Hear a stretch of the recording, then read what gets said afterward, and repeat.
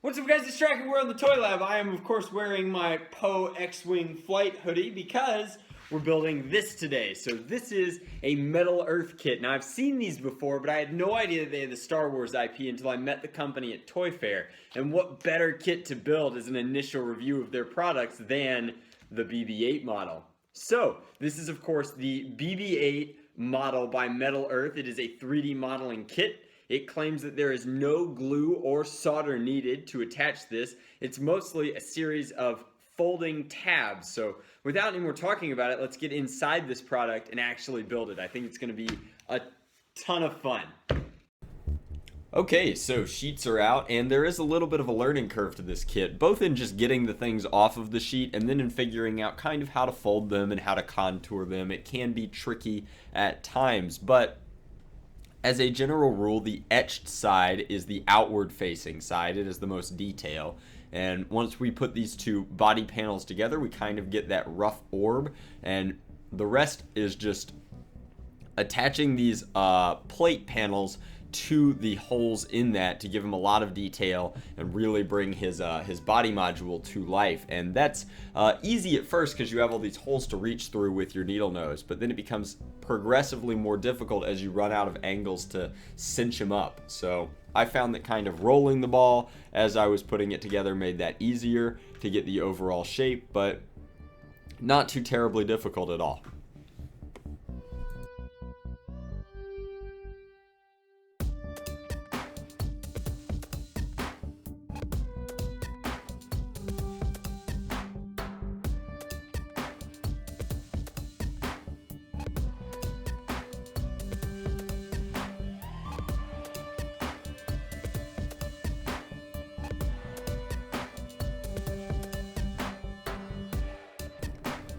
With the body mostly done at this point, I choose to move on to the base, and the base is what actually slices me up as I try and cinch it then invert it. That was not a smart decision, so band-aid it up, we soldier on, and now BB-8 can't roll away while we work on building his head module, which has a tremendous amount of detail as evidenced by all of these very, very small pieces. It's really, really cool though, because some of the small pieces have extras, which means that you can build them twice and use the part that you like the most to give him the most accurate kind of not only eye module but also his comm array and everything. Now you only get one shot at the dome, so take your time, cinch up all of the different pieces and really lock it into the right shape.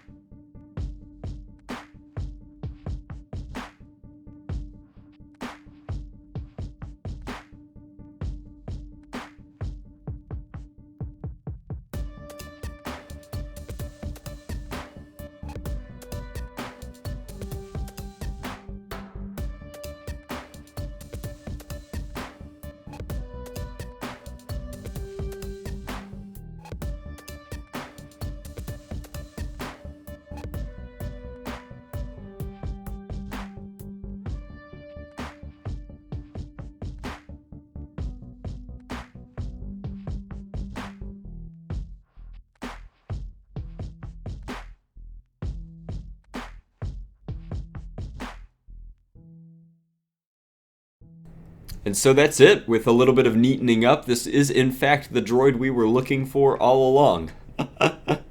Star Wars jokes. Get it? Alrighty guys, so he's done. He's actually really cool. There's a lot of detail on the etching on the model itself, and he kind of glitters like Disco BB-8, right? Like, that's definitely neat.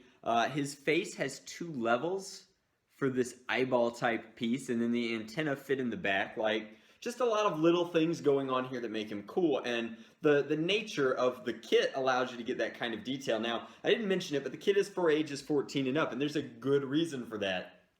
It's tedious. It's tough to build. It's challenging. If you're a puzzler and you like puzzles, perfect. If you thought that you were going to buy something and it would just kind of like pop out like a card and be done, not so much. Like, this was a project. It took me about an hour and 10 minutes to build start to finish, and that is with taking an 8-minute break when I cut my finger on my left hand. Now, that's also of note, particularly on this base piece. This is sharp. It is a very thin metal pieces that you are constantly folding. Now, I think it would have been almost impossible to do without a pair of needle nose pliers. These are actually old jeweler's pliers of mine, and what they do is they let you get in some of these, focus,